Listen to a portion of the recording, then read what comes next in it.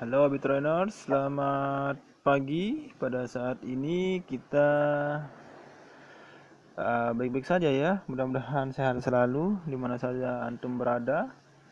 Mudah-mudahan sehat selalu, tetap dijaga oleh Allah Subhanahu wa taala, tetap dinormalkan rezekinya lagi gitu kan. Nah, teman-teman sekalian, ternyata sholat tahajud itu juga em, sebagai bukti kesetiaan kita kepada Allah Subhanahu wa taala. Nah, sebelum kita membahasnya, alangkah lebih baiknya mari kita pembukaan. Alhamdulillahirabbil alamin wa bihi nasta'inu ala umurina waddin wassalatu wassalamu ala asrafil anbiya'i wal mursalin wa ala alihi wa sahbihi ajma'in. Allahumma aslih ummata Muhammadin sallallahu alaihi wasallam wa farij an ummati Muhammadin sallallahu alaihi wasallam warham ummata Muhammadin sallallahu alaihi wasallam wansur wahfaz wa ayyid nahdlatul watani fil alamin bihaqqi Muhammadin sallallahu alaihi wasallam wansur wahfaz wa ayyid nahdlatul watani fil alamin bihaqqi Muhammadin sallallahu alaihi wasallam. Segala puji dan syukur kita atas kehadirat Allah Subhanahu wa taala yang telah melimpahkan karunia dan rahmatnya sehingga kita masih sehat dan diberikan kesempatan. Salawat serta salam juga kita haturkan kepada junjungan alam Nabi besar Muhammad sallallahu alaihi wasallam yang telah membimbing umatnya dari alam jahiliyah menuju alam yang beradab. Teman-teman sekalian, tahajudmu adalah bukti kesetiaanmu Abitrainers kepada Allah Subhanahu wa taala.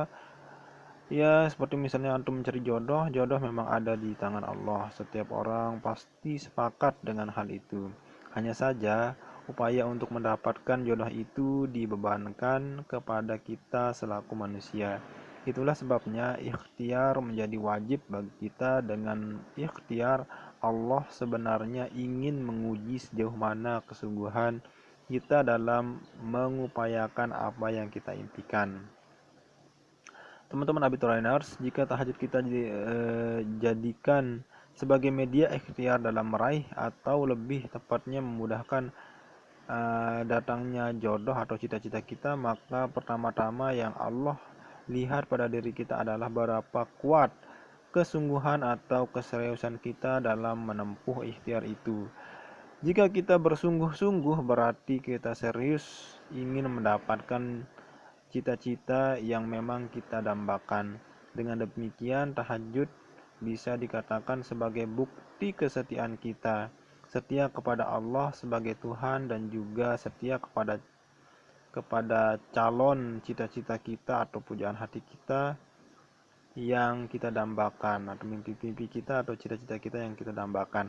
Karena tahajud bisa ditafsirkan sebagai uji kesetiaan, maka bisa dipastikan bahwa orang yang malah sholat tahajud padahal hatinya sedang gelisah mengharapkan cita-citanya tetap cepat terkabul atau mimpi-mimpinya tetap cepat terkabul, berarti ia tidak setia kepada komitmennya. Jika kita memang berkomitmen untuk mendapatkan mimpi-mimpi kita, lakukanlah sholat tahajud dengan penuh harapan, seolah-olah jika kita melewatkannya seperti ada rasa sesal di dalam hati. Dalam konteks inilah berlaku pernyataan bahwa tahajudmu adalah bukti kesetiaanmu. Semakin sering kita melakukan tahajud demi dimudahkan masalah mimpi-mimpi atau cita-cita kita, maka semakin tidak diragukan lagi kesetiaan kita kepada sosok yang masih dirahasiakan oleh Allah Subhanahu wa taala, atau mimpi-mimpi kita atau cita-cita kita masih dirahasiakan oleh Allah Subhanahu wa taala. Karena itu, tantangan bagi kita untuk setia dengan waktu malam, dengan rakaat-rakaat tahajud. Jika kita berjanji akan setia kepada mimpi kita atau cita-cita kita yang kelak akan diberikan oleh Allah, maka tahajud yang konsisten kita lakukan merupakan jawaban dari kesetiaan itu sendiri. Karena melakukan sholat tahajud tidak semudah membalik telapak tangan, teman-teman Abituruners. Tentu tidak semua orang mampu melaksanakannya, apalagi secara istiqomah. Ya kalau mungkin semalam 2 malam ya bisa mungkin, tapi kalau untuk istiqomah itu sulit banget teman-teman sekalian. Jangan sholat tahajud, sholat subuh, wah tengah hari Tahajud dilaksanakan di waktu malam saat rasa kantuk sedang kuat-kuatnya teman-teman. Dengan demikian, atas nama kesetiaanlah kita mampu melaksanakannya dengan penuh lapang dada. Kalau kita setia sama Allah Subhanahu wa taala, insya Allah sholat tahajud itu mudah, apalagi sholat subuh. Itu kan kalau udah bisa sholat tahajud ya insya Allah bisa sholat subuh. Nah, ya, tapi minimal mungkin sholat tahajudnya itu dekat-dekat sholat subuh gitu kan, biar waktu wirid itu tiba-tiba sambil nunggu subuh tiba-tiba terahim assalatu wassalamu alaina, mulailah subuh gitu kan. Pada bagian ini Mimin ingin berbagi tips nih teman-teman sekalian, membiasakan diri bangun malam dan melakukan sholat tahajud. Nah, yang pertama tuh teman-teman sekalian, biar antum-antum sekalian itu rajin sholat tahajudnya, Mimin kasih saran nih, tidur lebih awal. Kalau kita ingin bangun pada sepertiga malam yang terakhir, maka janganlah tidur larut malam. Orang yang tidur larut malam, misalnya jam 1 atau 2 dini hari, tentu saja kurang baik. Kebiasaan tidur larut malam tidak hanya menghambat bangun di sepertiga malam, tapi juga sholat subuh pun kadang terlewat. Agar mampu bangun pada waktu sepertiga malam, tidurlah kurang lebih jam 10 atau jam 11. Itulah waktu yang normal untuk tidur, sehingga nantinya kita mampu bangun pada sepertiga malam. Tapi Real Madrid kemarin lawan Barcelona itu jam berapa ya mulainya? Jam 1 kayaknya. Atau MU kan? Apa itu, siapa menangnya? Barcelona, itu El Clasico. Nah, kemudian yang kedua teman-teman sekalian ya, wudhu dan minum air. Orang yang selalu berwudhu akan dijauhi oleh setan. Ketika kita hendak tidur, alangkah lebih baik jika terlebih dahulu kita berwudhu agar kita tidur dengan tenang dan mudah dan tak mudah diganggu oleh hal-hal gaib gitu. Jadi kalau sudah suci nih, jin iprit itu lari agar tidak diganggu lah waktu tidur itu kan. Nah, di samping berwudhu teman-teman, kita dianjurkan minum air putih dengan diawali baca basmalah. Salah satu manfaat air putih adalah membawa ketenangan saat tidur serta membuat kondisi badan menjadi lebih segar. Dan yang terpenting pula, jangan sampai perut dalam keadaan sangat kenyang ketika akan tidur. Orang yang makan pada detik-detik menjelang tidur akan membuat terlelap dan terlena sehingga sangat sulit untuk bangun. Nah, bagi teman-teman ya nih yang mau niat sholat tahajud, jangan banyak-banyak makan, sedikit makanlah. Kalau terlalu kenyang nanti tidurnya terasa sangat pulas dan akhirnya ya sepertiga malam lewat.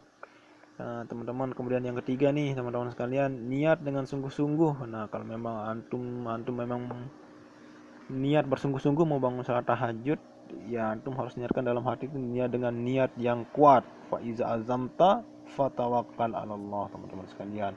Ketika kita ingin tidur, maka bangunlah niat dengan sungguh-sungguh untuk bangun pada saat sepertiga malam. Niat yang dibangun dengan kesadaran yang mendalam akan memberi sugesti untuk bangun pada sepertiga malam. Setelah membangun niat dalam hati, maksudnya dengan sungguh-sungguh, maka berdoalah kepada Allah Subhanahu wa taala agar diberi kemudahan bangun pada sepertiga malam gitu. Kalau niat antum masih setengah-setengah ya bagaimana yang membangun? Orang tidak kuat niatnya kan. Kalau antum kuat niatnya itu kan, nah, pasti antum lakukan semua hal agar bisa bangun salat tahajud, menghidupkan alarm kan gitu kan. Lalu keempat itu teman-teman sekalian, membaca ayat Al-Quran. Ketika sudah memantapkan niat dengan sungguh-sungguh, maka langkah selanjutnya adalah membaca ayat Al-Quran. Dengan cara membaca ayat suci Al-Quran, Allah Subhanahu wa taala akan melindungi kita selama tidur. Ada beberapa surah yang sangat dianjurkan untuk dibaca sebelum tidur, yaitu Al-Waqiah, teman-teman sekalian, An-Nasr, Al-Ikhlas, Al-Falaq, An-Nas, dan Al-Fatihah, teman-teman sekalian. Nah, ini untuk Al-Ikhlas ini mungkin 3 kali, Al-Falaq juga 3 kali, An-Nas juga 3 kali, nah Fatihah 1 kali, sama Al-Waqiah ini 1 kali, teman-teman sekalian. Kalau antum mau cepat tidur, ini kan mau cepat tidur, misalkan antum anemia ini mau biar cepat itu ya baca Yasin 5 kali, insyaallah antum akan tertidur pulas karena kecapean mungkin baca Yasinnya. Ya, kemudian yang kelima itu membaca doa sebelum tidur. Nah, dalam sebuah hadis dijelaskan Huzaifah dan Abu Dzar, keduanya berkata Rasulullah SAW jika akan tidur membaca Bismikallahumma ahya wa amut. Nah, itu doa tidur teman-teman sekalian. Dan apabila bangun tidur membaca Alhamdulillahillazi ahyana ba'dama amatana wa ilaihin nusur. Itu bawa doa setelah kita bangun dari tidur. Nah, kemudian yang keenam teman-teman sekalian, teman-teman Habit Trainers, tidur dengan posisi badan menghadap ke kanan. Tidur dengan pola badan menghadap ke kanan adalah posisi tidur yang telah dicontohkan oleh Rasulullah SAW. Teman-teman Habit Trainers tahu enggak mana kiri dan kanan? Kalau susah membedakan kiri dan kanan, teman-teman mudah kok. Cuman antum lihat tangan antum mana tangan kiri dengan kanan. Nah, kalau dipakai berisikan nah itu pasti kiri teman-teman. Kalau dipakai makan pasti itu tangan kanan. Nah, itu tuh bisa membedakannya kiri dan kanan. Pernah dengar enggak lagu bahasa Arab? Liyadani yumna wa yusra fi kulli yadin khamsu asabi'ah. Nah, gitu kan?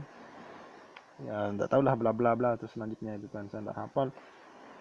Saya hafalnya sampai sana saja dan juga dipaksakan nanti bisa ngelantur. Nah, jadi Rasulullah SAW itu dulu beliau tidur posisi badannya selalu menghadap ke kanan. Dalam sebuah hadis juga nih Rasulullah SAW bersabda, barang siapa berbaringlah di atas rusuk sebelah kananmu. Itu kata Haris, riwayat Bukhari dan Muslim. Dalam perkembangannya perintah Rasulullah SAW untuk tidur dalam posisi badan menghadap ke kanan ternyata mempunyai banyak manfaat teman-teman, baik bagi kesehatan tubuh, relaksasi otak, dan kelancaran sirkulasi darah. Nah, teman-teman, jadi sebenarnya apa yang dicontohkan Rasulullah itu, laqad kana lakum fi rasulillahi uswatun hasanah, itu ada contoh yang baik. Nah, itu ternyata memiliki banyak manfaat teman-teman Habit Trainers. Oke teman-teman Habit Trainers, mungkin itu saja yang bisa kita sampaikan. Kurang dan lebihnya mohon dimaafkan atas segala kesalahan. Namun apabila ada kelebihan, nah ini center teman-teman, datangnya dari Allah Subhanahu wa taala, center. Oke. Wallah muwaffiq wal hadi ila sabil rasyad. Assalamualaikum warahmatullahi wabarakatuh.